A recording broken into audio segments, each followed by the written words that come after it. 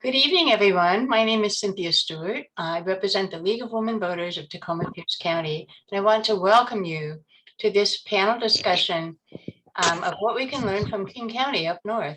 We have some incredible speakers tonight. In addition to the League, this event is co-sponsored by the Washington State Lived Experience Coalition, Pierce County Chapter, the Pierce County Continuum of Care Racial Equity Committee, and the Right Here, Right Now organization. Before we begin, I'd like to explain some ground rules for this event. I'm going to put this on a screen so you can see them. Please mute your own audio and video to reduce distractions. If the Zoom tech does it, like that's me, if I do it, you can't unmute. Please put your questions into the chat. They will be asked at the end of the panel discussion.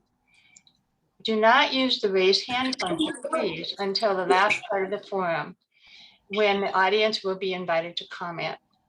And please, if you need captions, access them by using the CC button. Now I'd like to introduce Lamont Green. Let's see, I'm going to take this off again. I'd like to introduce Lamont Green and Carolyn Weiss, who are our moderators tonight. Dr. Lamont Green is a co-founder and member of the Washington State Lived Experience Coalition, Tacoma Chapter, and is the Pierce County Continuum of Care Racial Equity Committee Chair. Dr. Carolyn Weiss is a professor at the Department of Psychology at University of Puget Sound and is also a faculty member of the Race and Pedagogy Institute. She is also a member of the Continuum of Care Racial Equity Committee. So with that, I would like to turn it over to Lamont. And anybody who is not speaking, please mute. Thank you. Thank you, Cynthia. I'm so glad to be here. Welcome everyone. So first, I want to start with a quote by Dr. King. And Dr. King once stated, quote, "Too often being homeless is considered a personal and a moral failing when it's actually a structural and political problem that makes visible the growing inequalities of our society." The inequality that Martin Luther King was so committed to changing into racial equity and social justice is so important. With growing homelessness in our community and the biases surrounding our unhoused neighbors, we often pathologize our unhoused neighbors while forgetting the persistent drivers of inequity steeped in the root causes of Indigenous invisibility, racism, anti-Blackness, and other forms of oppression. Today, we are here to learn from our neighbors to the north, and they haven't figured it all out, but there are things that we can learn in the process. And we know that in Tacoma-Pierce County, our dynamics are a bit different, but there still is much that we can learn. So one, we're hoping to understand the gaps and problems that led to Seattle-King County having a unified approach and the creation of the King County Regional Homeless Authority. We also want to discuss addressing the rising stigmatization and scapegoating of our unhoused neighbors, right? There's compassion fatigue and all of those things.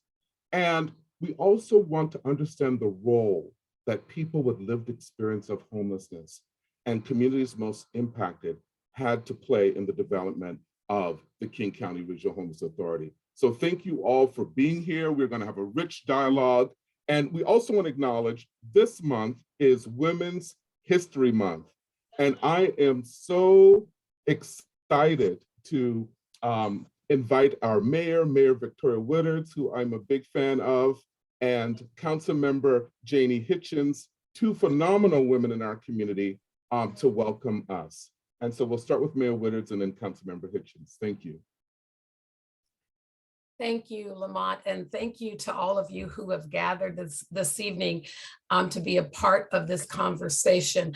I also want to thank all of those who will participate on the panel, but I especially just want, as we talk about it being Women's History Month, and excuse my dog for barking in the background. I do want to take this moment to really recognize and thank Governor Chris Gregoire, who is here with us this evening, who's been doing a lot of work across the state. So easy when you've held a position like governor, you can retire and you can go and sit down and rest on the laurels of all the work that you've done. But to have our former governor engaged in this work in this way, leading the statewide coalition and doing just a lot of the behind the scene work and in front of the scenes work on addressing this issue statewide. Governor, I just want to thank you for your leadership and for your for your heart to continue to do this kind of work across our state. And I hadn't had a chance to tell you that in public. So would you all just join me in a virtual round of applause for our governor?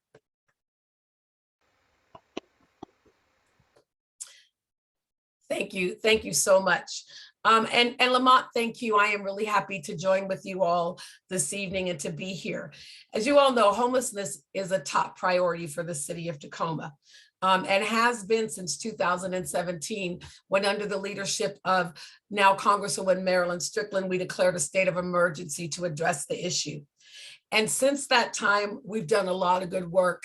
But if you drive around the city of Tacoma today, you know that it has not been enough.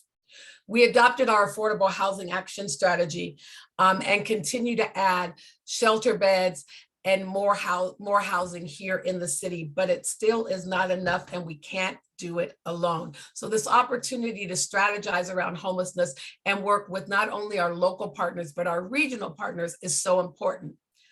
Obviously, rising costs and COVID-19 has clearly exacerbated this issue by increasing family instability and reducing the capacity of our current shelters and the number of beds they can provide while safely distancing guests.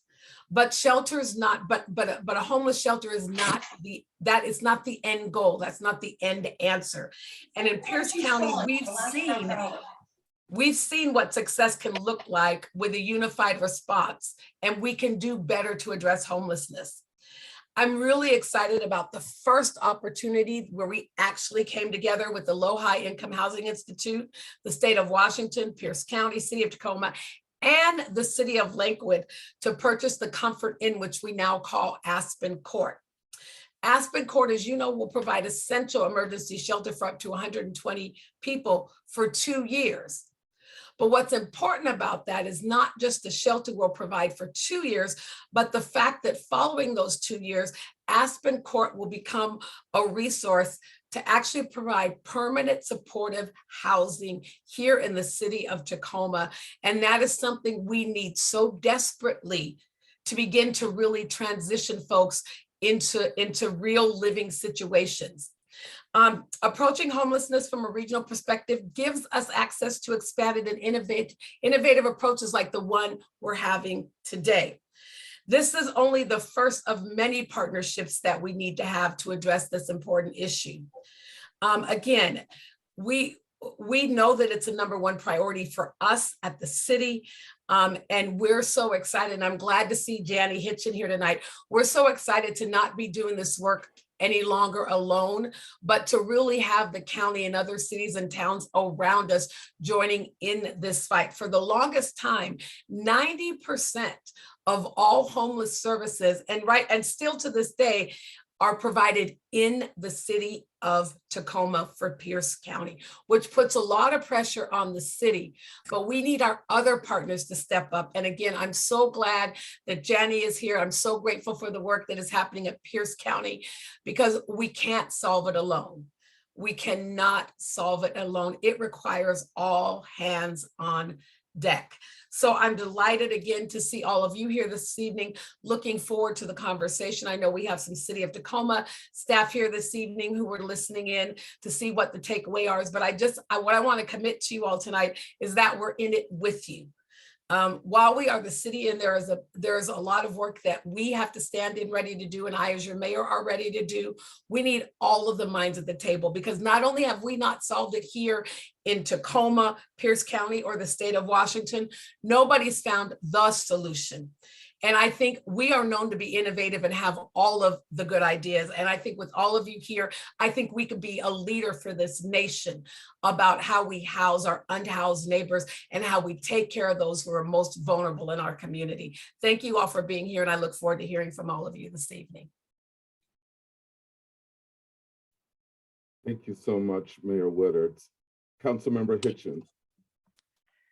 Thank you, Lamont, and hard to follow Mayor Woodard's as always, but I was asked what Pierce County is doing, and I'm going to be really brief.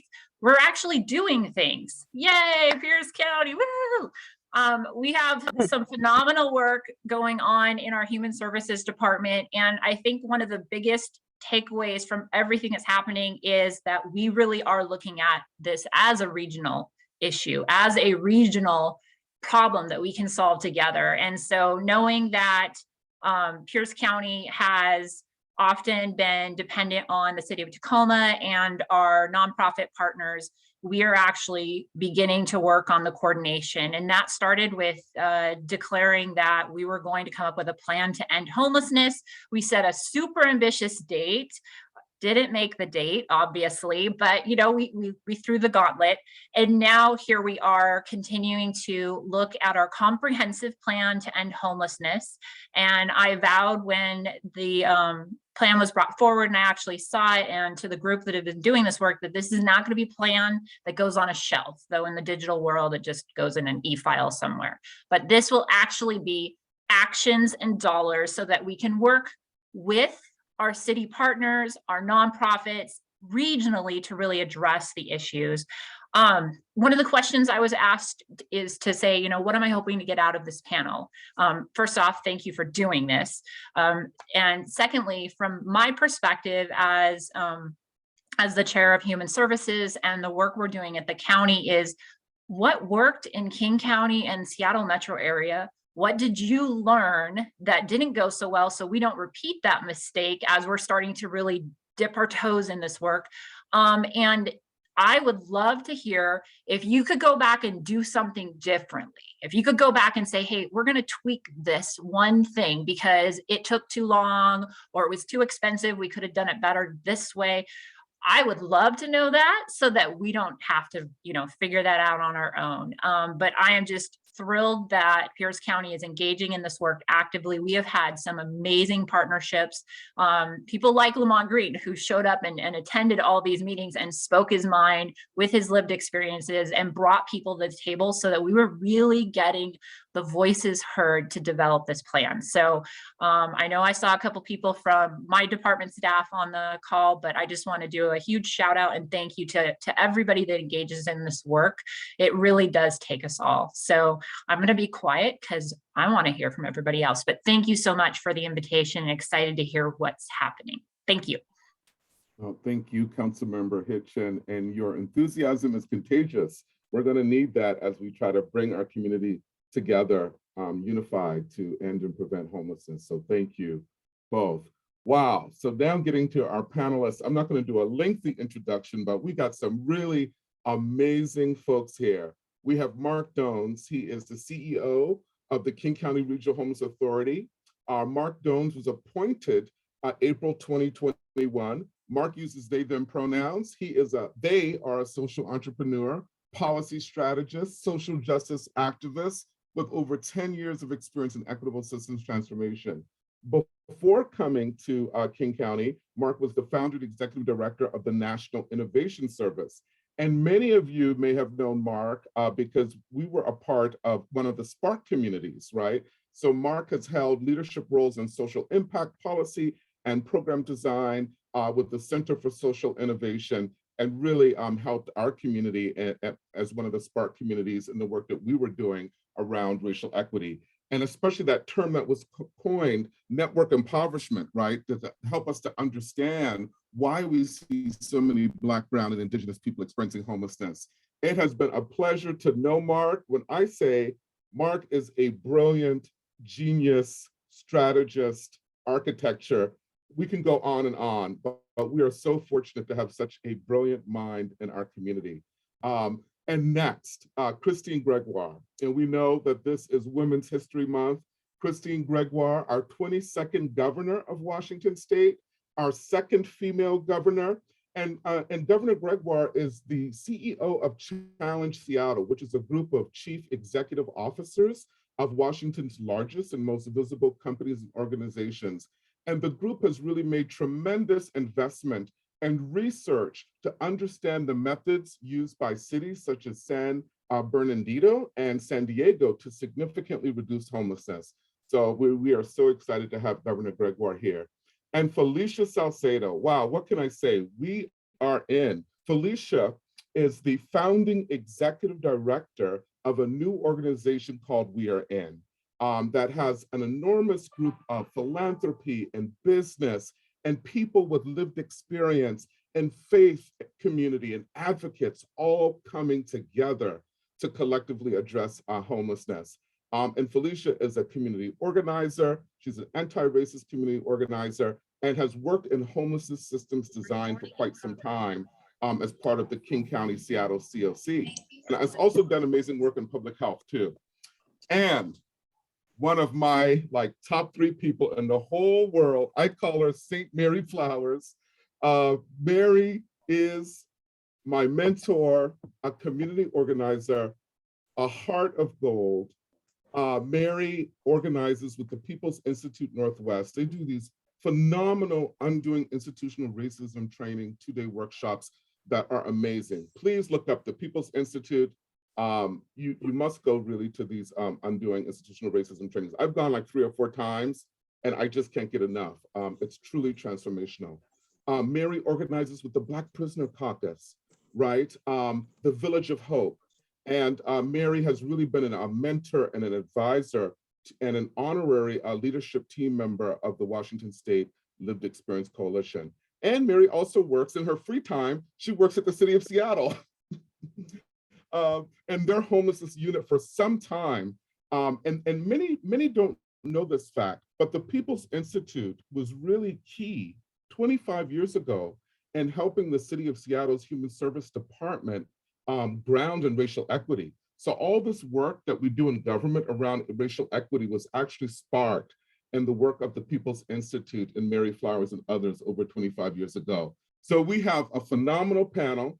I'm gonna stop chatting and turn it over to Carolyn, who's really gonna launch us into our first question. Thanks, Lamont. I also want to say thank you to Mayor Wooders and Council Member Hitchens for welcoming on behalf of Pierce County. And thank you in advance to all our panelists. We have some great questions for you. So again, very excited. Thank you for being here. To the audience, thank you all for being here. And just a few logistics. The chat is not open to the public, but it is open for you to submit questions to Cynthia Stewart, who behind the scenes will keep track of the questions, and we'll get to as many of those as we have time for. So please put them in the chat whenever you feel moved to do that. We have some introductory questions. I don't know, 5 or 6 questions we'll be directing to the panelists first. And after all of those questions, we will, during the last 15 minutes, ask members of the audience to use the hand raising function to add your voice into the dialogue, to share what you heard, what you think is exciting, what you think might work for Pierce County, or other ideas or questions you have. So with that, I'm going to ask the first question. This is a question we want to direct to each of the panelists and ask you for this question, and also if for the other questions, if you can try to keep your answers to about 2 minutes. I know that's not long, but that allows us to get in a lot of great questions. So the first question for all of you is, what role does your organization play in addressing homelessness in King County and the staggering racial and social disparities we see in homelessness? And we thought, Mark, we could let you kick that off if you would. Sure. So I have the privilege of, as was mentioned, being the CEO of the King County Regional Homelessness Authority, which now has span of control over what is understood as the homelessness response system, right? So the crisis response system that we think of as, what responds to people who are in about to experience homelessness, right? So that's diversion all the way through folks who are exiting the system into permanent supportive housing. We fund a lot of the services contracts that are attached to the permanent supportive housing. And everything in between, right? So that's shelter, rapid rehousing, outreach, all of those things are now contracted with the authority, and we provide, oversight and technical assistance and guidance and all that stuff. So we are the system. We are the Borg is what just came to my mind, but no, we're just, we're an agency. The second part of the question, the part that I think is frankly more important for me and for our communities, which is like, how do we address the racial disproportionality and the deep inequity that drives homelessness to begin with, right? What our agency has that no agency prior has had is embedded in our authorizing legislation is a requirement to address homelessness through a racial equity lens, a requirement to address homelessness by centering the voices of folks with lived experience, a requirement to have folks with lived experience in leadership roles, right? I report to someone who lives in a shelter. We work with the Washington State Lived Experience Coalition on almost everything we do. I myself have lived experience, and right, as a queer, non-binary Black person with lived experience, there are not a lot of agencies charged with ending homelessness that can say this is what our leadership looks like. Our agency is also made up at our last census. We are 50% people with lived experience and over 60% people of color. So what we have done is really prioritize being the community we seek to serve. That's fantastic. Thank you. Governor Gregoire, could you talk about your organization and the role it plays? Absolutely. Thank you, Carolyn, and thanks to all the folks on the panel, and thanks for inviting me to join you today. Challenge Seattle really is intended to engage in those issues that are facing our communities at large that we're struggling with, and to see if we can offer some help in a public-private partnership, knowing full well that it's not the private sector's business to be thinking they can solve a problem as significant and important and challenging as this, but that we can be a partner and a supporter and play a significant role, and join, quite frankly, with the other piece of it, which is our philanthropic community, which are important beyond words. So it was last year that we did a year before, actually, we did a poll in Seattle in which we asked voters, what are your priorities once we get through the COVID problem? And back came the top priorities, which were homelessness, homelessness, homelessness. So we partnered with Boston Consulting, and we wanted to shed a spotlight on what is the problem. And when, of course, we found, and we focused admittedly on chronic homelessness, and when we found an annual increase of 42%, making us the second highest in the country, we knew we had to go to work. So we started looking around and trying to find someone who'd been successful. And in doing so, we found Bakersfield, California, and San Diego County. And importance of San Diego is it's larger than King County by way of population. Out of that, we drew 6 recommendations, but we didn't put meat on the bones. Those are 6 recommendations that are pretty general and need to be tailored to the culture of the respective communities that want to engage. What King County is doing through the authority, and Marc, I think, is fabulous. That not necessarily is a cookie cutter approach for what we should do in Tacoma and Pierce County, but it is instructive. Those 6 recommendations included emergency housing, because we see this as an absolute crisis and it needs to be treated as such, and services, on-demand services for our folks that are experiencing homelessness.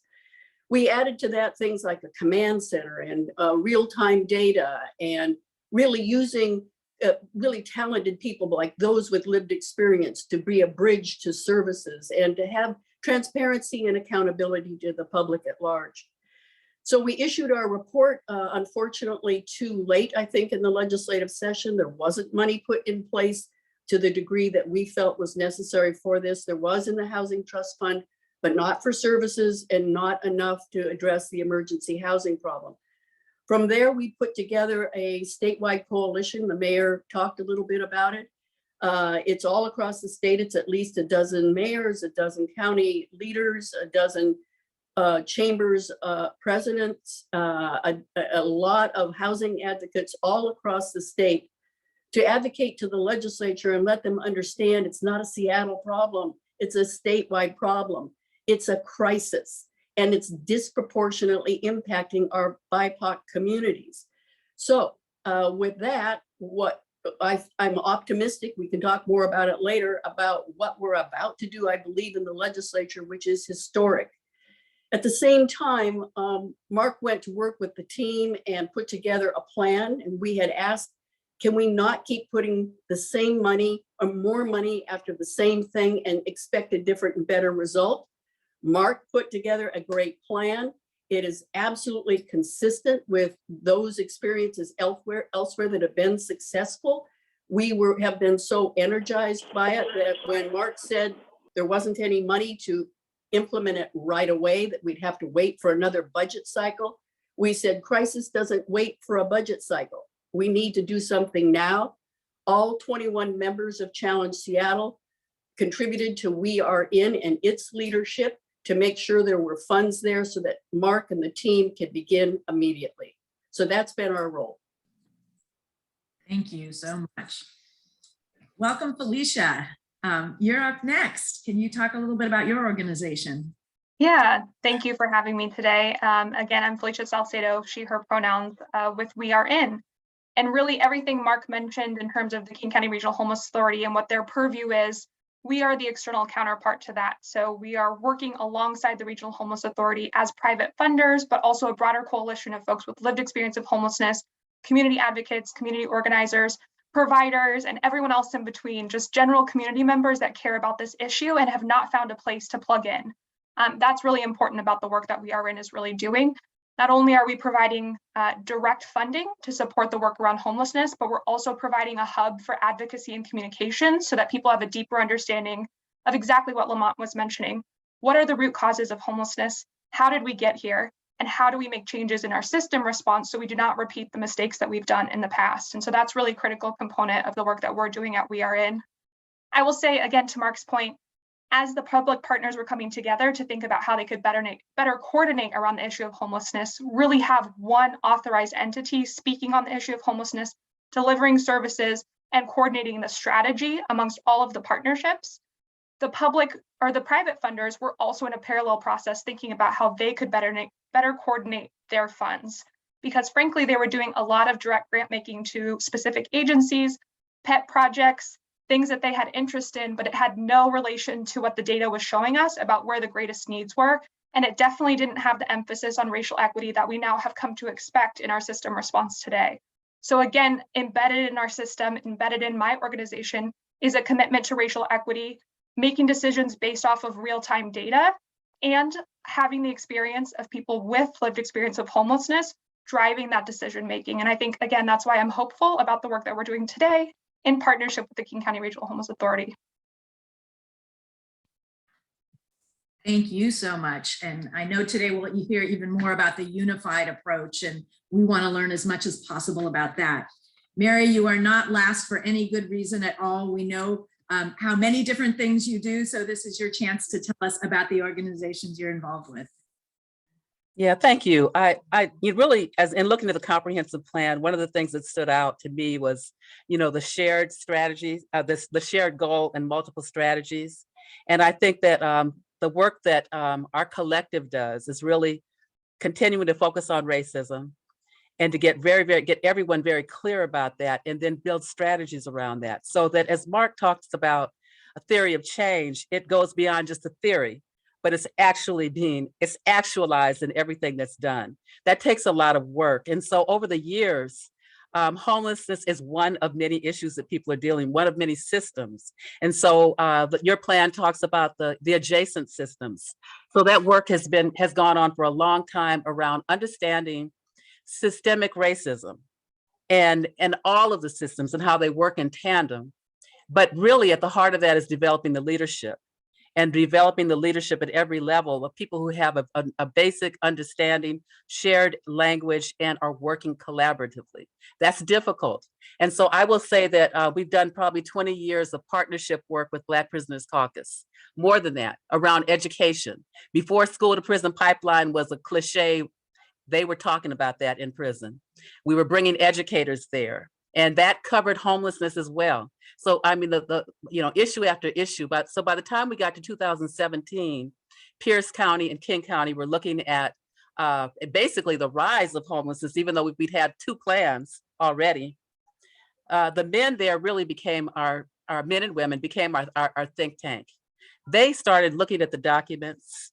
They were reading the reports. They read the Pierce County plan, the King County plan. They read the consultant reports. They read the Spark report. And so when we brought leadership into the prison, 4-hour drive there, 4-hour drive back, 2-3 hours in with them facilitating, they asked the question, if you've had these plans and you've invested all this money, all these resources over two very expensive plans, and there are more people who are living homeless, why was no one fired? It was crickets in that room. And then they asked about the root cause. What's the cause of homelessness? Crickets again. We had our leadership there. And so that really was helpful, because when we talk about bringing people with lived experience to the table, it is very important that they have the time, the resources to understand what the issues are. Unfortunately, we have a lot of people locked up in our systems. And unfortunately, rather than the education, the way they should have been educated in high school, elementary school, and our public school system, so many of them have gone into the system. We have had to learn how to make $1 out of 15 cents. Black folks do it well, unfortunately, because of our circumstances. Given that those men and women have become our think tank. And so they have been doing the research. They've been very clear. When we talk about accountability, people have to know what we're talking about. Even with the Lived Experience Coalition, as you have people currently experiencing homelessness there, as well as all of the other issues that people are dealing with, we have to build in the time. It is not easy. It is not about bringing a person to the table to have a seat and maybe have an individual voice with no accountability back to the collective. So that's the work that we've been doing to build accountable leadership with people who have clear principles, a vision. We would say that our shared goal, whether we're talking about homelessness, whether we're talking about education or whatever, is that everyone will thrive. That is the shared goal. Many strategies to get there, but very clear about that. And we're also clear that we have an abundance. There is an abundance in this country, in Pierce County, and King County, and in this state. Abundance of everything. It is the way that resources have been dealt with over 400 years. That's the root cause of homelessness. And even with philanthropy, it is about philanthropy taking responsibility for their role in homelessness. Government taking its response. When we look at Native people and the statistics off the chart and we are on their land, there's something wrong with that picture. And so even as philanthropy comes in with solutions, they have also brought problems. And to be honest about that, in real partnership, those are the conversations that we have to have so that people come to the table on equal footing, not in a handout mode. Yesterday was Mardi Gras in New Orleans, right? And if you ever been to the parade, it's always throw me something, mister, right? We can't, that's not an equal partnership. That is not an equal partnership. Everybody's coming with something to offer, not because they are in need, but because they have solutions. And so that's what all the organizations who are doing the Undoing Racism work, trying to follow those principles and trying to live a theory of change are trying to be about. And it's not hard. It's not easy. It's very hard. We don't have it down. We make mistakes daily. We stay up late, 12, 1, 2 o'clock in the morning. And that's what it takes. So thank you so much. And I'm gonna tell you, Mark, with NIS, he took that 4-hour trek. We did not know that Mark was gonna be the CEO. And I would say there's a spirituality about this work as well. And things have really, I'm looking at Felicia, but Felicia birthed that midnight oil as well, in community, struggling. I mean, people struggling, we lost people. We have buried people doing this work. Homeless, who sat at tables and continued to be homeless. We did funerals and they never got into housing. And I want to talk about just some of the people that trusted and believed that the answers are with our people. And I just hope that continues. Thank you. Okay, Wow. back to Lamont to go even deeper. Thank you so much for that, Mary. I just heard so many powerful words: shared goal, shared partnership, equal partnership. Yeah, Lamont. Yeah, no, thank you, Mary. So, you know, in Tacoma-Pierce County, we recently drafted our comprehensive plan to end homelessness. And I think that goes to the council maybe tomorrow for approval and hopefully adoption. And so we really did a lot of analysis regarding the problem. But I think there's more that we can learn about our similarities, because although, you know, in Seattle, King County, it's at a much larger scale. I think in Seattle, King County, we have what, the third largest unsheltered population in the nation. So we're not at that place yet in Pierce County. And I use yet, and I hope that we pray that we don't get there, but we need to learn from you all, right? And really understanding the similarities in our problems. Could you talk more about the gaps and the problems that led to the King County Regional Homelessness Authority and this unified approach? Really take us through some of the challenges and the problems of this old system that demanded this new system. You know, if we could start with Felicia, because I think Felicia, you've had a role in kind of recruiting Marc over here. So if we go Felicia, then Mary, and then Marc, and then we'll end with Governor Gregoire. Yeah, I'm happy to kick us off. And I think, as was mentioned earlier in my introduction, I have worked in this field for a while. So I actually previously worked on the public side for the Seattle King County Continuum of Care.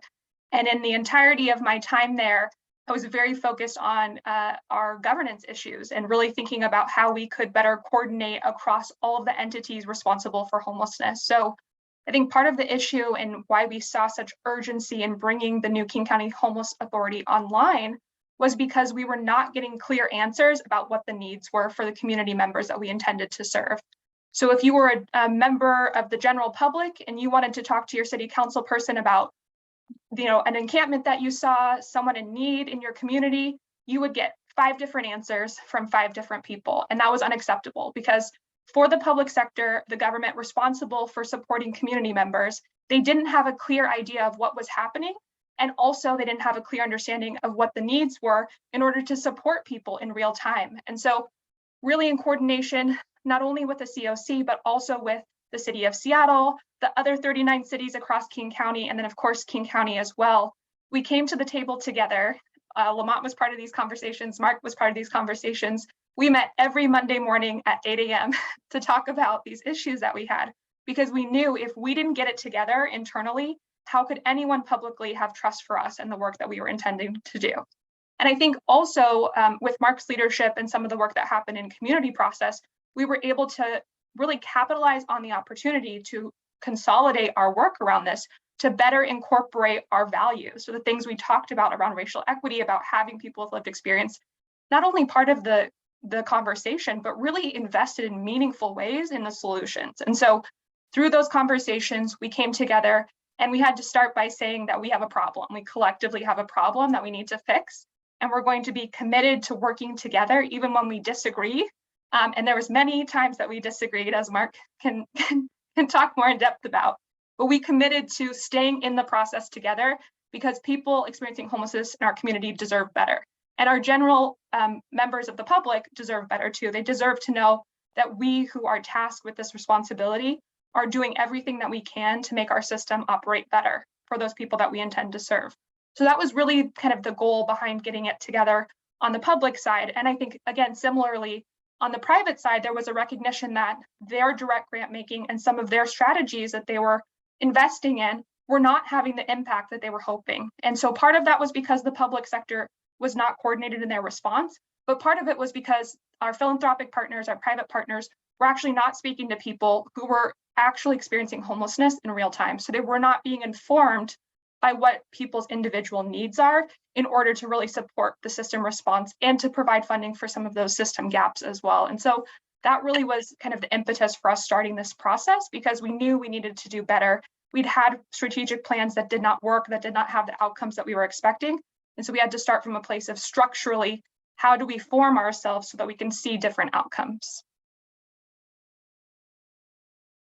Thank you, Felicia. Mary. I think really from a community perspective, when I think about both King and I'm nowadays, I guess 10, 15, 20 years ago, people who are from this region know that Tacoma and Seattle and might have been 1,000 miles apart. If you lived in Tacoma, you stayed in Tacoma. If you lived in Seattle, you stayed in Seattle. Gentrification has changed the game for everybody. And so people have now been pushed beyond the city borders, either further south or towards Snohomish County. And there's a real going back, people are going back and forth between counties. So that's just cities, but also now counties as well.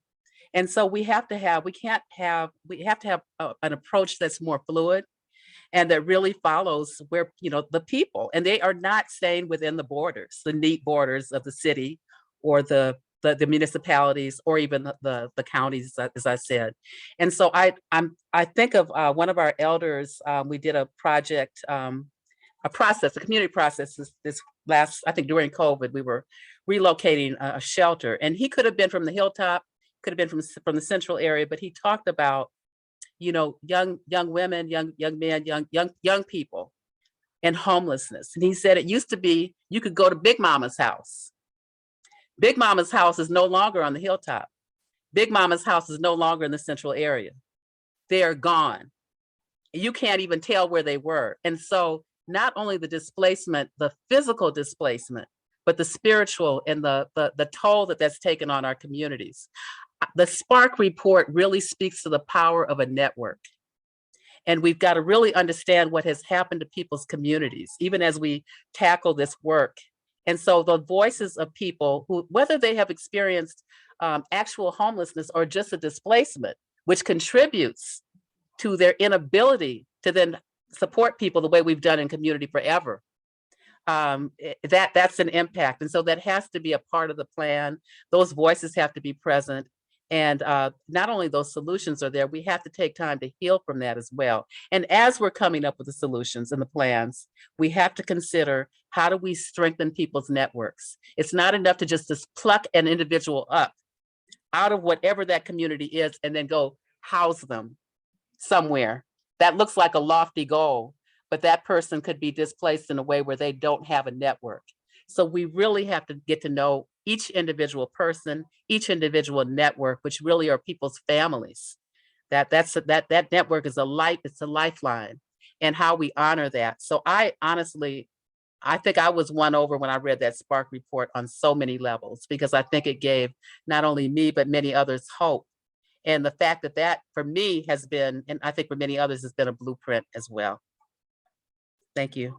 Well, thank you, Mary, for highlighting the importance of community and building that strong network for our unhoused neighbors. Mark, could you speak even more to some of the gaps and problems giving rise to this unified approach? Yeah, I'll try to be brief. One thing I want to go back to, which I want to make explicit for folks, right? Because, before folks joined, there was a little bit of a reunion on the screen where like a whole bunch of people hadn't seen each other, like, oh, it's been years, right?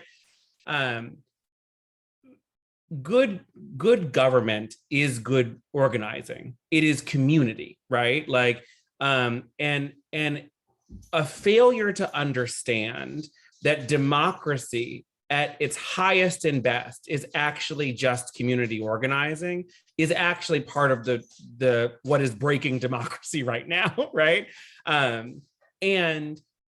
So much of what has happened in King County in the last 4 or 5 years is about relationships, and it's about people being able to move quite literally at the speed of trust. And I know that sounds hokey, but like that's what's happening, right? It's like people who have been in it together for 5 years now trust each other enough to say, okay, let's do this, right? And Mary is correct, right? Like I did that 4-hour drive. And at the time, I didn't really know Mary.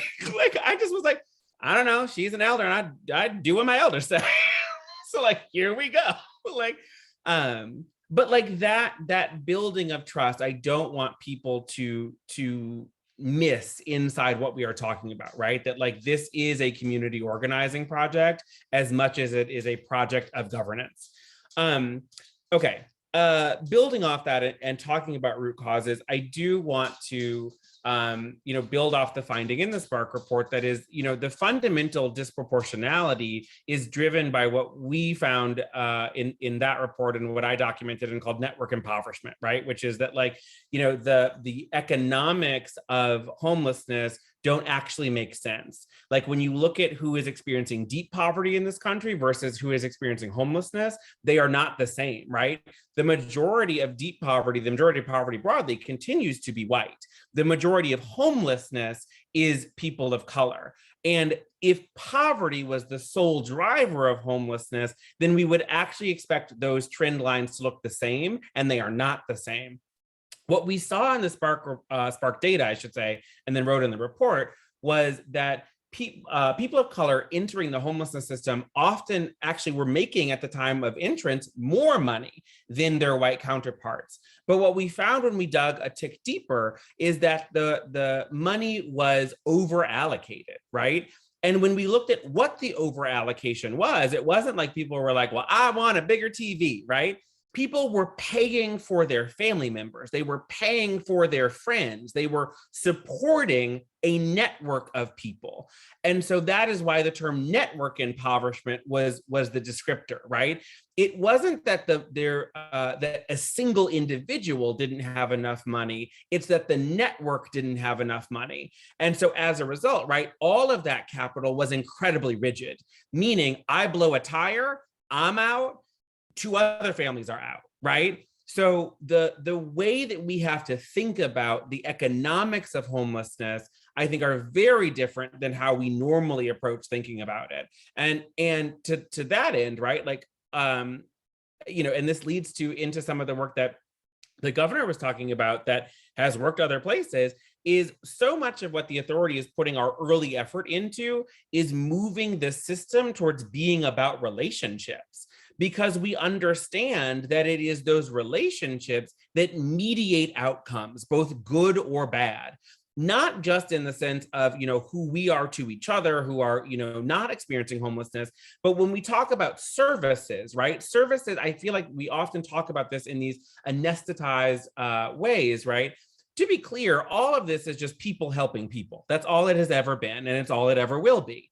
What we need to be clear about is that the capacity to form those relationships, and Lamont has spoken beautifully about this in other forums, that it is the relationships that can mediate the worst possible outcomes, right? It is not actually, is there, I've gotten a lot of questions lately about where are people going to go with all these navigators?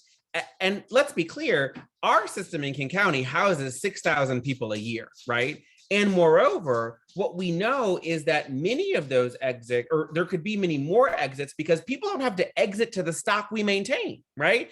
People can exit back to family and to other spaces, but relationships get that work done. And, frankly, even over the course of the severe weather incident that we managed last week, we were able to exit people from homelessness because I asked the folks running the severe weather shelters to prioritize building relationships and determine what needs we might immediately meet. We exited people via the diversion fund. They touched shelter, not at all. So let's be really clear that when we over-index on services and under-index on that relational framework, we are doing a disservice to the people who need the support and the support they can offer each other. And what I actually want to bring into this is something, Lamont, you said to me in 2018, which is people don't need services, they need their power back. I must say, I stole that saying from Ron Chisholm, the co-founder of the People's Institute. But no, thank you for that, Mark. For the sake of time, because we really want to hear from other folks too, so we're going to pivot the next question to Governor Gregoire, and then have other folks chime in too. What would you say to municipalities and elected officials, right? The way that King County has come together is unprecedented. The way that people with lived experience in communities most impacted are at the design table with shared decision-making power, actually designing things that work, is unprecedented. This is difficult. You know, you have the city, you have the county, you have all these different municipalities in Pierce County. What would you say, Governor Gregoire, to elected officials, to our mayors on this urgency of coming together to get things done? Oh, you're on mute, Governor. Sorry. First and foremost, I would say time's a wasting. Lives are at stake. Those who are in homelessness disproportionately cut off their livelihoods in terms of duration. So that's why we believed it's a crisis. We have to address it as a crisis, and we have to get going right away. So I will share with you, probably unpopular, but truth be told, you know, a lesson from King County. The idea that we sit back and we blame others. You know, this is all the problem of the private sector, or this is all the problem of the public sector, or this is all the problem of whatever, gets you nowhere, and fast, by the way. And so the only way that we can approach this and be successful is if we bring everybody together. And so our report was intended, quite frankly, to educate these very large company CEOs who do not know a lot about the issue and are the first to admit it, and take them on a journey to learn and understand so that they could be value added in the process of being a partner, and to bring along, quite frankly, others in the community at large, and most particularly the Washington State Legislature, to understand we're in a crisis and it's time for them to be a partner with us and make something happen. So to those in elected position, I would say, this is not about government alone. It can't be done. It's not about the private sector alone. It can't be done. And that it requires the community at large. One of the best things that happened is we did a statewide poll, Lamont. And in that statewide poll, it was heartening.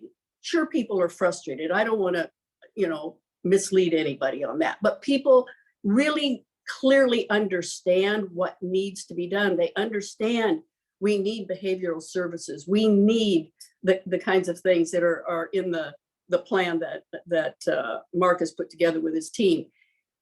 But they also understand that they play a very critical role. And what people don't seem to appreciate is when you ask, have you been homeless? Do you know someone who's been homeless? Have you come in contact? 6 out of 10 in the poll have. So this is a personal issue to the vast majority of the people of the state of Washington. And they are not blaming those people who are homeless. To the contrary, they are saying they didn't choose it. They didn't get there on their own. There are these other factors that have come into their lives, and OPS, they're not all the same. So let's understand them in an individual way, treat them with respect like we do everybody else. All of us come together collectively and support. We can do better. We can do better as a city, as a county, as a state. This is not us to allow this to happen and to reach the crisis proportion that it has in our state. So again, my advice and counsel to everybody in elected position: first, learn, understand. Number two, don't be pointing fingers and blaming. Listen, work together, help educate the public, be transparent about it. And let's all understand we each have a role here, and let's get in and dig in and make something happen. And quite candidly, with all due respect to Bakersfield and San Diego, if they can do it, we can do it better. Oh, yes, Governor, we needed that. I just love you for that. Thank you. We got our marching orders, Pierce County, right? And we know in Tacoma-Pierce County, we can do it even better than Seattle King County. But you're right. It's like, and that's the piece for Lakewood, Tacoma, Pierce County, Puyallup, all of our beautiful, wonderful communities to all come together on a regional unified approach. You know, there's some sharing of power there, you know, and so it can get messy and complicated. So I know we're close to time. We want each of you to share a pearl of wisdom there's so many things that's going on in our community, right? We see growing homelessness. You know, business communities are frustrated. Residents are frustrated with seeing, you know, homeless encampments in their neighborhood. And then sometimes it leads to the stigmatizing and scapegoating. Well, it's you know, there's violent crime is increasing, and it's because of homeless people that are a bunch of lazy drug addicts. But people don't understand the stories and that a lot of people on our streets have disabilities, right? And there's stigma there and health inequities there. And our housed people commit way more crimes than our unhoused communities, right? But we automatically connect these two things and it doesn't feel right. You know, I think that's the part that is the saddest part, is the compassion fatigue in the community and a very aggressive blaming the victim of our unhoused neighbors that just is really unacceptable. So just in closing, and we'll start with Felicia and then go to Marc, Governor Gregoire, and then end with the powerful Mary Flowers. What pearl of wisdom, what is it that you want to stress and leave us with in Tacoma-Pierce County for what you've been learning in this struggle? Yeah, I mean, there's so many things I could share. And one thing I really want to impart is that, as Marc mentioned, we are still in this struggle together. All of us talk all of the time. And I think part of why I'm excited about this new iteration of the work that we're doing is exactly to Governor Gregoire's point. There's urgency around us coming together, but also taking meaningful action to address this crisis. We cannot wait any longer. But in addition to that urgency that we're going to act with, it requires that we hold each other accountable, that we are actually in deep relationship with each other, because we're not going to get everything right. We are going to try some things because the urgency demands that of us, but we also know we have to be in communication with folks who have experience of homelessness, who are living unsheltered right now, so that they are really the barometer by which we check, are we making significant progress or not? Because it really is dependent on how the outcomes feel to them. And so for this group, I feel confident that we're going to continue to hold each other accountable, continue to have those late night calls like Mary was saying, because we know we have to do this work. But do not let perfect get in the way of doing something now, because there is so much urgency to addressing the harm that's happening in our communities. Thank you, Felicia. And we also want to learn more on how you all have brought philanthropy together, because I think in Tacoma-Pierce County, we're underutilizing the power of philanthropy here locally. So we were going to have some follow-ups. But Marc, what pearl of wisdom you want to leave with us? Don't shy away from the politics, right? Like Governor Gregoire is right about most things, but the work that we are doing should be understood as political, because the work we are doing is trying to build a better society. And when we try to depoliticize I mean, homelessness, I think, is, as you know, we have noted in a number of different ways, was created by political decisions, right? And it will only be undone by political decisions.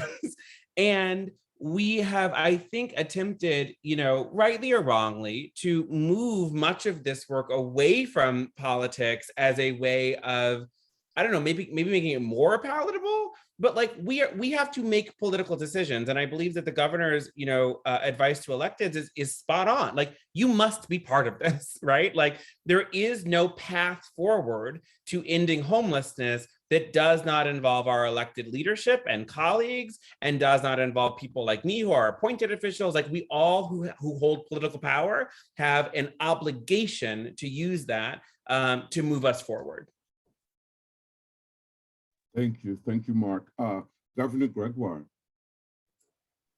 You know, one of the things, because it is as complex as it is, one of the things I think we have to remember is not everything's going to work perfectly.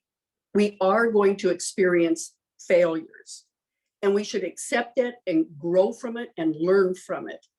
So when we added to our report the idea of accountability and transparency and evaluation, I know we offended some who thought, you know, this is just, you know, these companies saying they're going to watch over our shoulders. Not at all. Not at all. It's the fact that it's complex. We didn't get here overnight. We can't get out of this overnight. So we got to be in it for the long haul. And on the long haul, we will experience some failures. We should be transparent and open about it, bring the community along with it, learn from it, and move on. So that's the one thing that I think can help us put in perspective that this is not an easy road. It ain't gonna be done overnight or in a month or a day or whatever. And we are gonna make mistakes, but we're gonna be open and honest and transparent about it. And we're gonna do everything we can to take corrective measures and get us right back on track to success. Thank you, Governor. And Mary Flowers, take us home, pearl of wisdom. Yeah, I would just say for Pierce County to really use the resources that you may not automatically associate with homelessness. And I'm thinking really of the Evergreen campus in Tacoma. And when they returned back from COVID for in-person classes, there was a large encampment of people on the grounds, and they did not panic. They saw the people that were there as family. They really reflected on how long they'd been outside. For a year and a half, they had been outdoors. And they immediately went to a regional network that included the Lived Experience Coalition and many others. And they began to build relationship. They began to envision them actually as students at Evergreen, because they'd been on campus for over a year and a half. I mean, they probably should have gotten some credits for that, right? But they were able to look at things very differently. And so Dr. Marcia Tatarunga, the dean there, is the one who reached out. It's Founders Week. And so Dr. Maxine Mims, at 91 years of age, reached out to her network.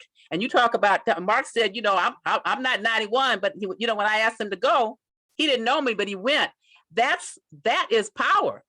That is capital. Those are resources. And we need to use our resources to do what we need for our people. Because when you're 91, you have some history and you have understood what it took to take care of people with nothing.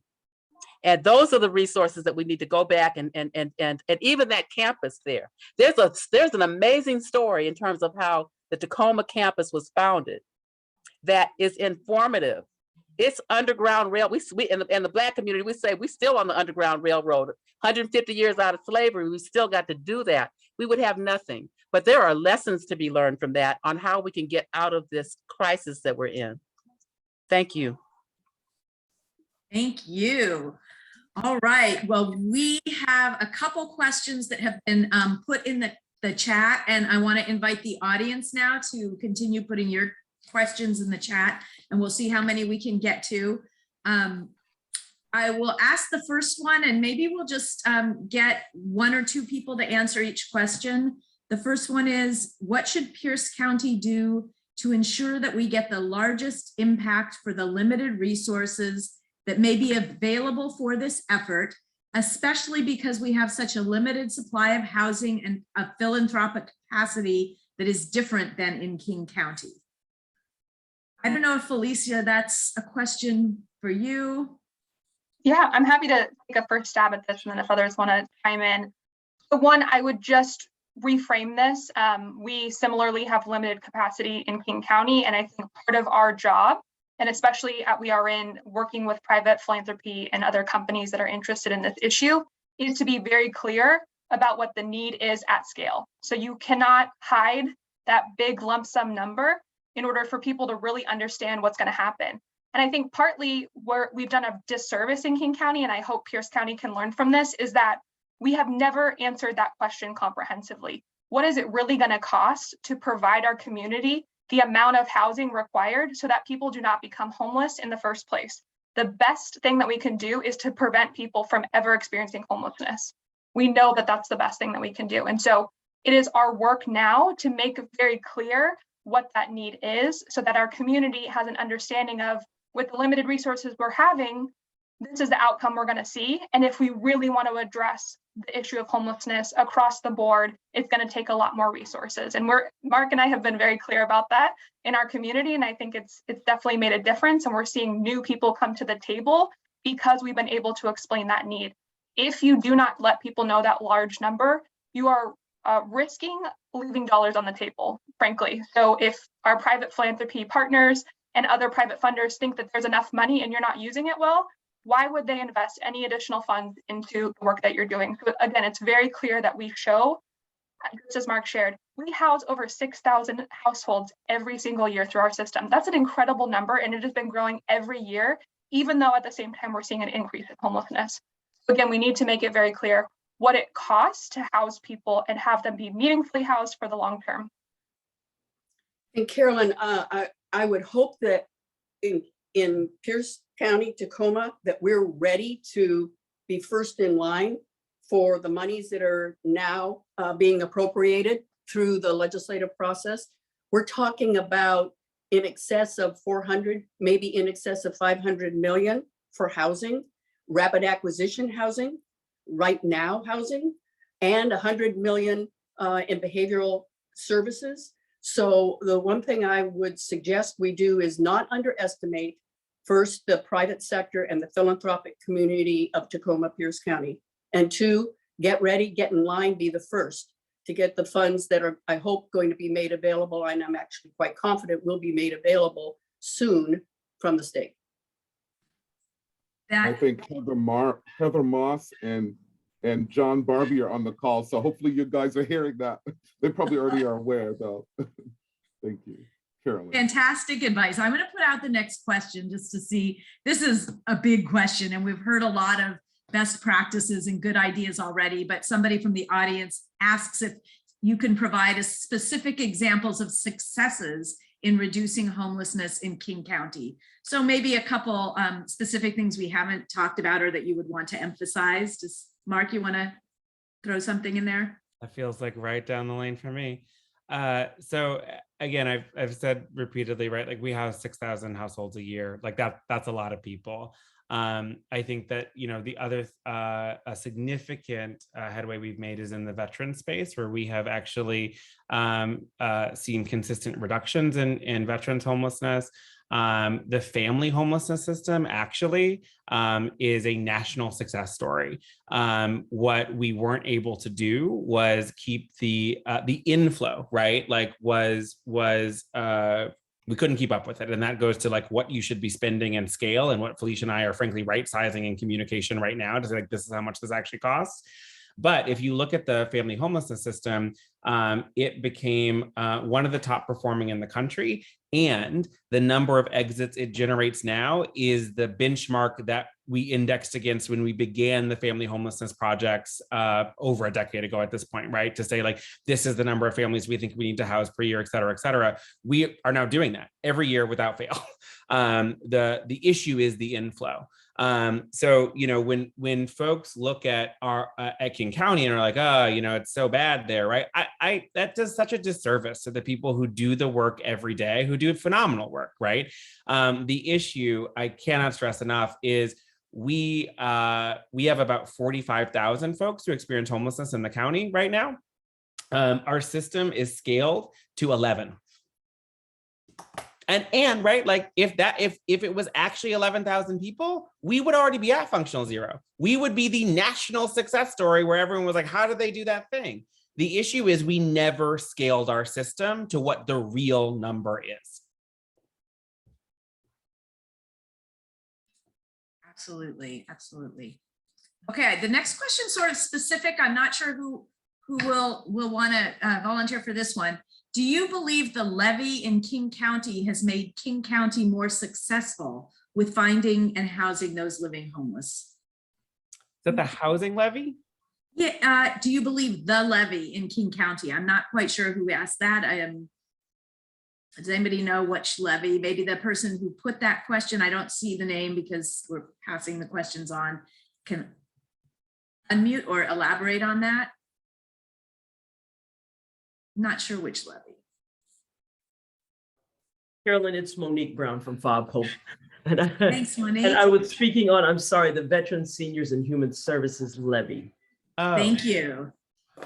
So I'm not, so the levy funds some of the work that the authority does, but it sits at with our colleagues at King County and specifically DCHS. So I don't want to, speak for them, but I will say all revenue is revenue, and revenue is good in this, right? So yeah, it has been helpful, right? In the same way that, like, when we saw the burst of federal resources for COVID, and we saw a surge of investment into the homelessness space that really allowed us to do a lot. The health through housing work that the county has done, which has online hundreds of permanent supportive housing units, right? Like, all of these things are always good. And I think that, again, we need to be having the conversation about what it means to fund things for King County at the scale of 45,000 people, which at this point, and again, like, big numbers that we need to say out loud and stop being afraid of, to get out of the hole that we are in from a policy that we have made, frankly, from as the governor said, not treating emergencies like emergencies, right? Is now close to a little over $1 billion, right? Like, that is actually how much it would cost. And so, we have to begin to tranche towards spending that amount of money. And you don't want to be where we are. That's actually the lesson here, right? Like, you have an opportunity in Pierce County to go to scale before you have our volume of people in need of housing. And like, that would make you a national success story. Yeah, and I think just to double down on what Mark was sharing around the successes. So we've seen specific successes around veterans homelessness, families, and then also youth and young adults. And I just want to be really clear that in each of those categories for those specific populations, there have been significant increased investments at the federal level to address homelessness for those specific populations. So it is not by accident that we're seeing much less people who are young or in family households living unsheltered in our communities. And so, unfortunately for King County, 70% of the people living homeless in our community are single adults, and that is a population that we have underinvested in chronically. And so that's why we're seeing the level of unsheltered homelessness in our community today. Thank you. So there's one more audience question. I'll read it in a minute, but to the audience after that, for our last 15 minutes, we want to invite you to use the hand raising function, or you can put a C or a star in chat, and we'd love to hear your voice, sharing your reaction to things you've heard today, your ideas for Pierce County, or if you still have additional questions, feel free to ask those. So the last question from the audience is about something going on in Fife, a pilot project that's a jobs program, including housing services, training, and employment. And the first group of participants came directly from an encampment within Fife. The question is, are there similar programs in our region or in King County, and lessons to share for that sort of program? Yeah, we have a number of supported employment programs, and we're currently in conversation with the county around some investments that they're making into, several $1 million in supported employment. There's also a number of, I believe it's Pallet Shelter and Weld are both staffed by people who have lived experience creating resources for folks who are experiencing homelessness.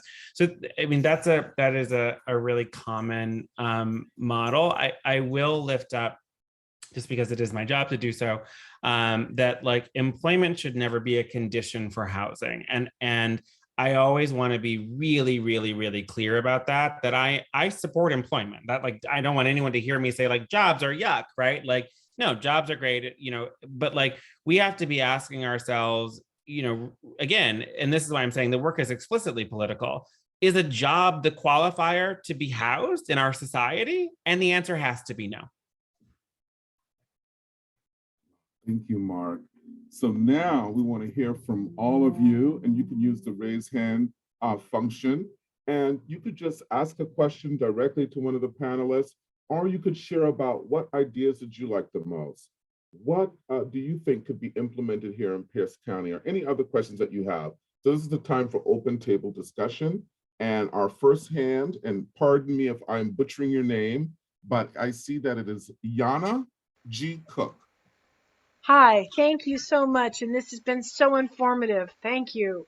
I have I work with the Nisqually Conservation Council, the Nisqually River Council rather. and I thought it would be my video doesn't work too well. I thought it would be a way to reach out to these groups that are in conservation. We have a lot here. I'm in the McKenna area, and we have railroads, and we have the river, the Nisqually River, and we have forested areas, and our homeless are there. And I was hoping that they could be made, brought in as a part of sustaining our rivers and sustaining them like little marshals, and giving them the ability to have good tents and warmth and just garbage pickup and water, clean water, so that they can actually become feeling a part of the natural environment they have sought out. Because often they come from the city camps, and they're been had overcrowding and all kinds of issues, so they spread out. So I don't know if anyone's reached out to those conservation groups, or even to the Nisqually River Council, to maybe broach this subject and make this bridge and make this network. Well, that's a wonderful idea, Yana. Thank you for naming that. Any of the panelists, do you have any work that you've done in that area? I've done some work around, rural encampments, but I guess what I would just lift up is most folks that I have worked with, even if it's in rural environments, are seeking housing. And so I again, like my job, and part of how I, when this system is fully redesigned, right, like everything we touch has to orient towards providing housing. Right, and they might have an ability to have a barracks. I'm just saying that there are opportunities immediate in the crisis that could be a bridge before they get permanent housing, because it's all about the crisis that we're talking about. So if they stepped up, we could build the barracks, we could have them have some housing, and also have a purpose out there that gives them maybe some more meaning. And they feel, I work with the homeless in giving them showers every week, and they come out of that shower and they have smiles on their faces, and they feel good, and they say, now I can put on those clean clothes, I'm going to go check out this job down here at the store. So I think that all kind of blends together. And thank you again so much for this. This has been wonderful. Well, thank you, Yana. And please put your contact information in the chat. We'll be saving this chat so we can follow up on some of these wonderful ideas as the COC Racial Equity Committee. Thank you. Next, Kim. Hey, Lamont, can I add one thing to that? Yes. One of the things that we clearly found, and it was best expressed to us, reinforcing the data by an individual with lived experience, was that providing housing alone will not solve the problem. It is inextricably married to services. And an individual with lived experience indicated that she had left an encampment, went to some sort of residence. She awakened the next morning to 4 walls and all her demons. No community, no services, nobody. She got up, she went back to the encampment, and her true story reinforces what the data says. So that's why when we went to the legislature, we said, you need to understand, housing alone will not advance a long-term solution to the problem. We have to afford these individuals on-demand services. Thank you, Governor Gregoire, for that. And it really connects to what Mary was grounding us on about relationships and community and network, because there's so much social isolation in our society, right? People are getting older and not having connection to family, or the family have all died off, right? And so that community and relationship is so important, and something that the Lived Experience Coalition, the Village of Hope, really strive to help support in our community too. Thank you. Mark, it looked like you were wanting to say something. I might be misreading. I was going to say what you just said, that like, it's the relationship, right? Like, and so when we talk about services, I just think it's really important that we be clear about like, that we render that down to what it is, which is like people building relationships with people. And that's what we're trying to facilitate, right? And the governor keeps saying something that I want people to hear very clearly. On demand means requested, like not forced. And like that has to be super explicit. Thank you. Thank you, Mark. I see Kim with their hand raised, and then I believe Monique had her hand raised also. So Kim, then Monique. Thank you, Lamont, and thank you, Mark. Kim Roscoe, City of Fife. I'm a council member, also mayor. And, a takeaway that I've heard throughout this presentation is the relationships and the length of time that it takes to get things set into motion, and that it's a lot of conversations to find a path to success. So I'm grateful to hear that because I feel like that's where we've been. And I've here in Pierce County working with Heather Moss, listening to what Tacoma and Lakewood and Pierce County are working on.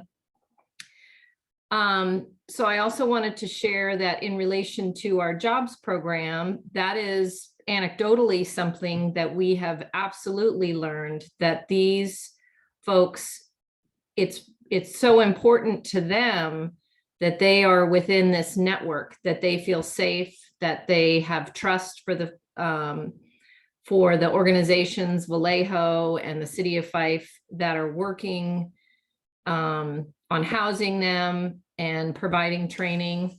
And I also just wanted to say, Mark, I 100% agree that housing should never be tied to employment. And I think that that is a philosophy that definitely the rest of my council shares. Again, this is a pilot program. We do even have one individual within the program that is not working. She is the spouse or partner of one of the individuals. So I'm proud that is something that we're working on. And so far we're finding success and building a framework.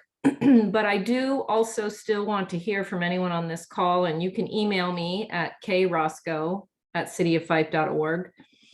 If there are lessons or opportunities to share about any jobs programs throughout the region that I could share with the staff members that are working on our program.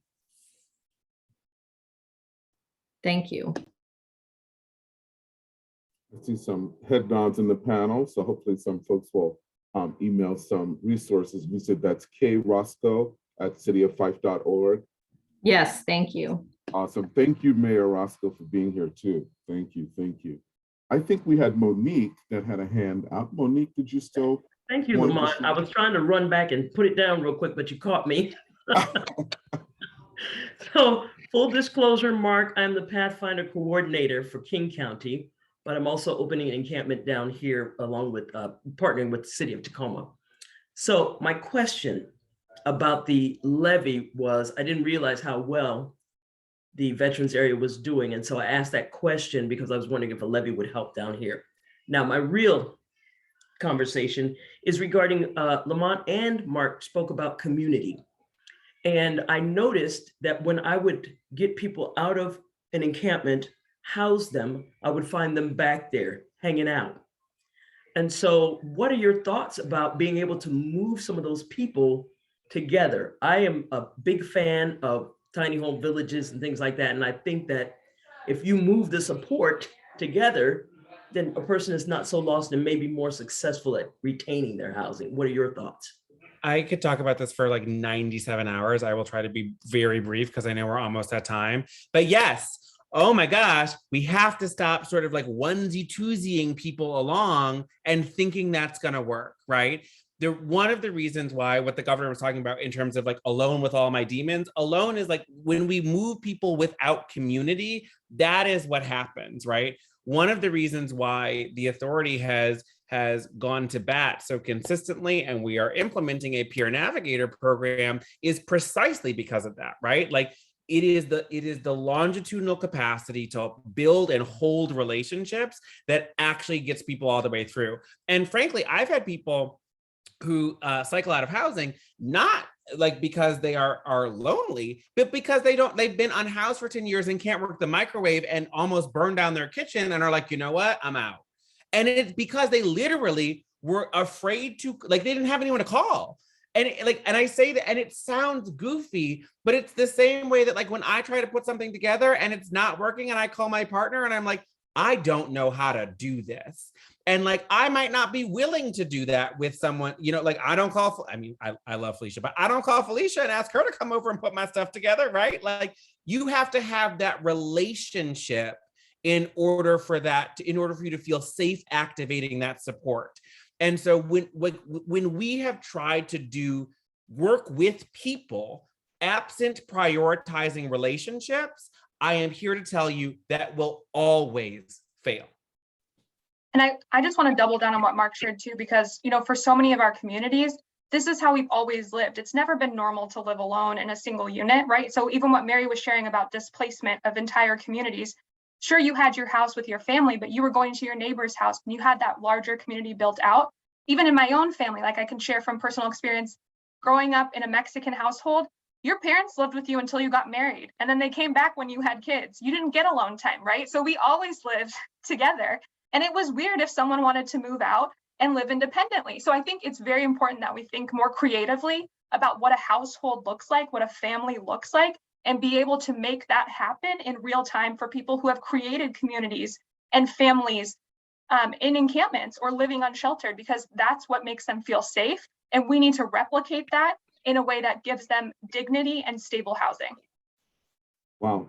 I know that it's 7 o'clock and we're at time, but if we could just hold on for 5 minutes more, pretty please, because I really want to give Heather Moss a chance to speak. I see her hand raised with Pierce County Human Services, and they've been really at the front line doing some tremendous work. Heather Moss. Thanks, Lamont. It's so nice to see some familiar faces and hear all of your thoughts as the staff who put all this together with our team at Human Services for Pierce County. It's, I have to say, a little bit scary to see this report having such impact in the community, because you always want to control the little things that you create. So scary in a good way, I will say. I just have one comment to make and then a question for the panel, and it might be that we just address this offline, but the comment I want to make is that I just want to point out that we have like you heard from Mayor Roscoe and you heard from Mayor Woodards and from Councilmember Hitchin, we've got a lot of political interest in resolving homelessness here in Pierce County. And what I find really intriguing and gratifying about Pierce County is that we have bipartisan support.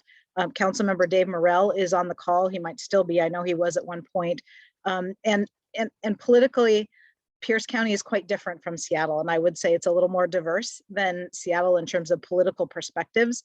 And so that's something that we are thinking about how to grapple with and how it might look different in Pierce County than it does in King County and other places. So just a statement there about the gratitude for that diversity and people being willing to come along and have this conversation despite political backgrounds or prejudices that they might have in their politics. But my question for the panel is really about engaging others. And Governor Gregoire, you brought this up early on in your comments about we cannot do this alone at the government level, but it's also not solely business and it's not philanthropy. It's all of us together. And I think in addition to this being a regional question, it's also a multidimensional solution possibility. So I'm just curious about how you've been successful in King County in engaging business and philanthropy, because that's where we're headed next.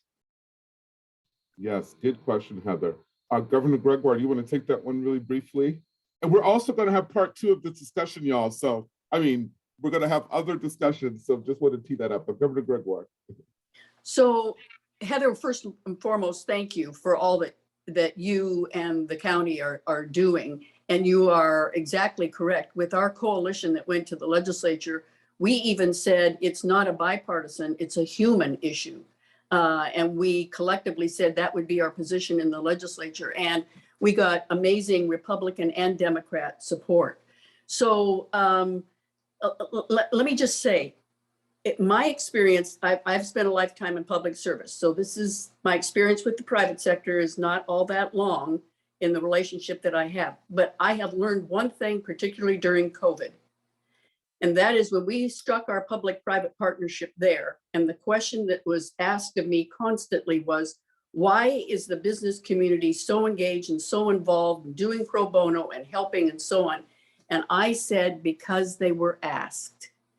If you will just ask, they will show up, they will help out, they will get engaged, they will try to help because this issue is their issue. And they want to do what they can. They see it as a humanitarian issue and a responsibility of theirs. So you've got an amazing business community, quite frankly, in Tacoma and Pierce County. And some of my members are here. So I know of what I'm saying. So I think you will find they will readily get engaged and involved in a very positive and constructive way.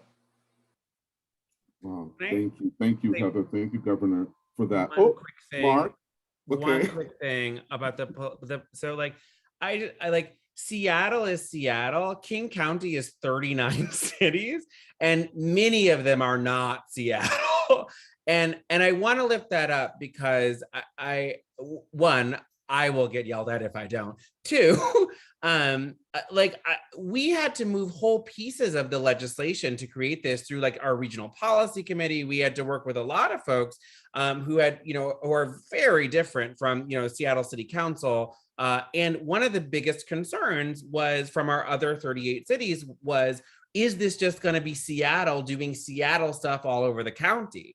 And we actually had to be really, really clear that no, what we are building together is a collaborative table where we're all going to be able to come together, be respected, and do the work that we need to do, again, collectively in order to end homelessness. So I really want to lift up that we also have had to move through a significant array of perspectives, and getting that done really was about holding fast to the fundamental tenet that it had to be all of us at the table. Mark, thank you for catching that and lifting that up, because that is such a key point, because it wasn't just all about Seattle. And there were many of the municipalities that were worried that that was going to be this Seattle kind of approach.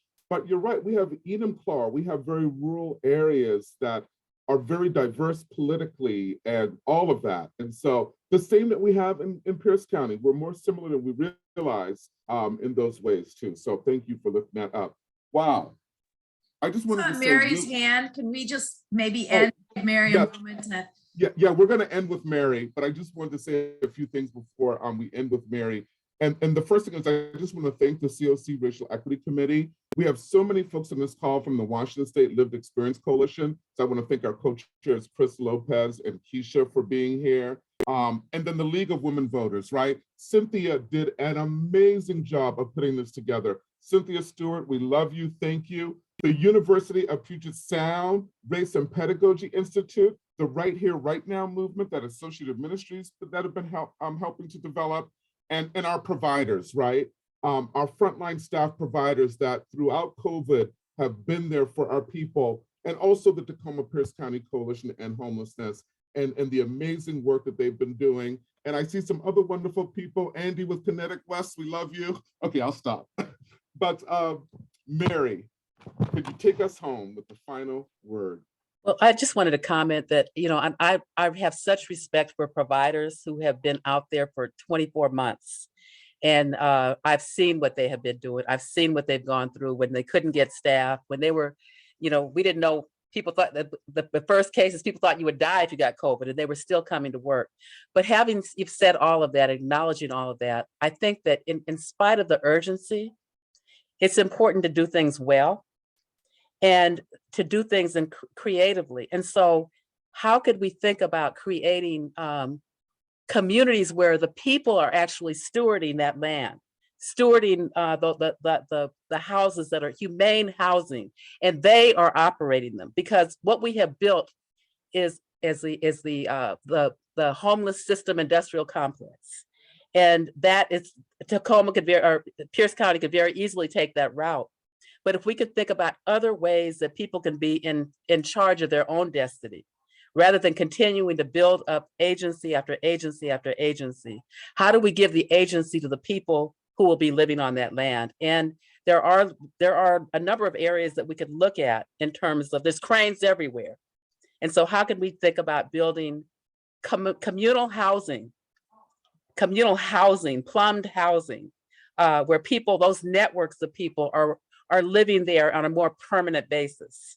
And I understand we're in crisis mode, but sometimes when we're in crisis mode, we don't do the creative thing and we don't do things well and humanely. But thank you for this evening. Thank you, Mary, Governor Gregoire, Felicia, and Mark. This has been wonderful. And for everyone that showed up, wow, what an array of community. People with lived experience, elected officials, faith community, business, all together. So this is awesome. So we're gonna have, these conversations will continue. And Cynthia and the COC Racial Equity Committee, we will be in touch. Thank you all. Carolyn, do you have any parting words too? Well, a big thank you to you, Lamont, because it's always a pleasure to co-facilitate or co-do anything with you. Also, another shout out to Cynthia Stewart, who really did so much work to make this happen. And thank you also to our panelists and everyone for showing up. All right. Bye-bye, everyone.